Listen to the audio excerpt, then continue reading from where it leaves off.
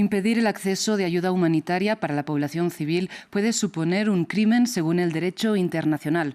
Estas fueron las advertencias del fiscal principal de la Corte Penal Internacional, Karim Khan, este domingo.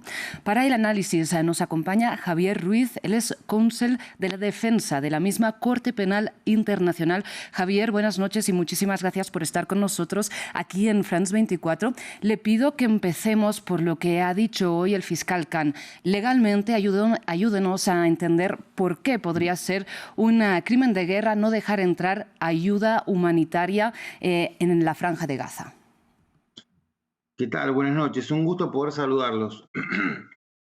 Legalmente es un crimen de guerra, es un hostia humani generis, un crimen contra la humanidad también.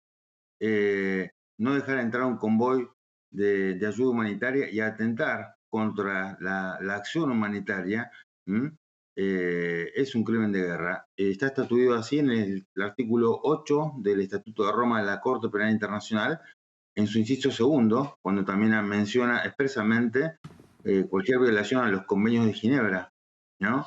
Y al derecho de la Haya. Esto es, los convenios de Ginebra y el derecho de la Haya son el núcleo, el HARLO, el núcleo duro de derechos que constituye el llamado derecho internacional humanitario o el derecho internacional de los conflictos armados, que protege a los civiles en conflictos, protege los bienes civiles y sobre todo está estatuido para la protección de víctimas civiles, ¿no?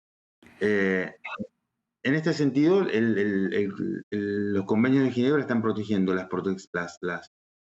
las personas civiles, a los niños y sobre todo a los bienes civiles como son los hospitales y todos los bienes de uso humano, ¿no? Precisamente, Javier, ayúdenos a comprender lo que sucede con los hospitales, porque lo que estamos viendo de forma repetida es que Israel alerta o pide el desalojo de un hospital. Las autoridades médicas, incluso la OMS, dicen que este desalojo es imposible y Israel insiste en que debajo de estos hospitales hay centros de operaciones de Hamás. Finalmente, si Israel bombardea estos hospitales y mata a civiles, ¿de qué tipo de acción estamos hablando?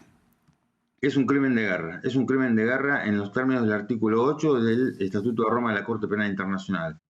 Israel no tiene derecho ni tiene por qué exigir el desalojo de los hospitales, más allá, porque supuestamente a los ojos de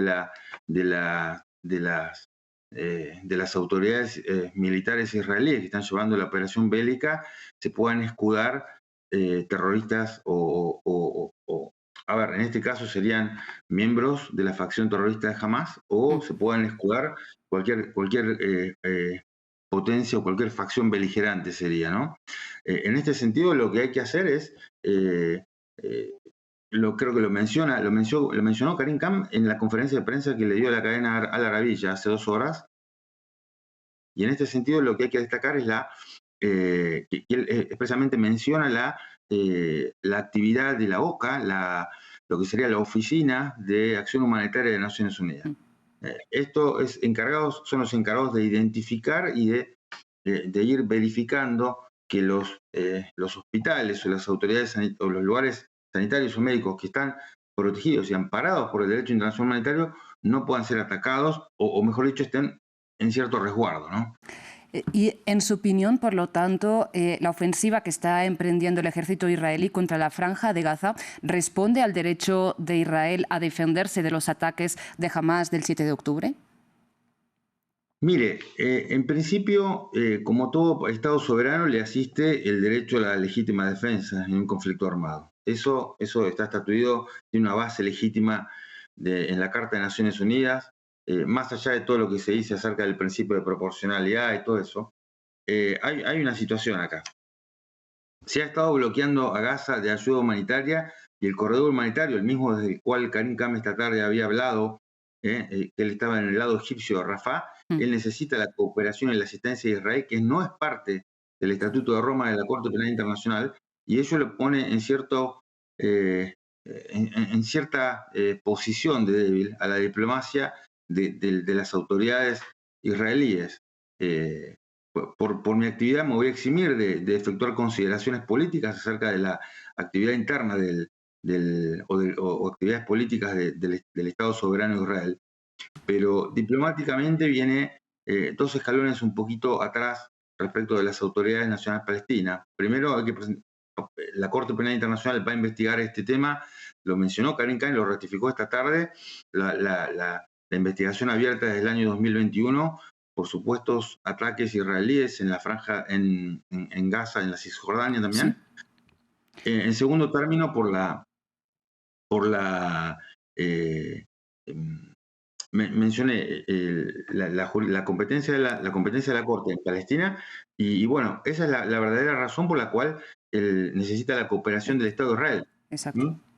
Además, lo que olvidaba decirle, hace una semana el Ministerio de Asuntos Exteriores de Palestina con una delegación han estado en el edificio del Tribunal Penal. Y eso ayuda mucho y creo que es lo que ha acelerado la dinámica de las investigaciones, ¿no? Por eso se necesita la cooperación y la asistencia del Estado de Israel en este sentido.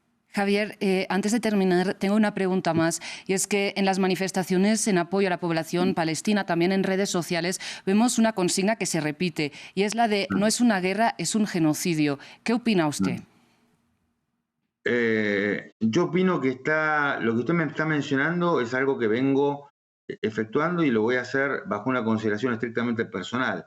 Yo creo que todo se encamina a una investigación sobre genocidio porque el fiscal menciona específicamente esta tarde, y no lo hace de manera aleatoria, el genocidio de Bucha en Ucrania, el genocidio de Darfur, los cuales ya están investigando el tribunal.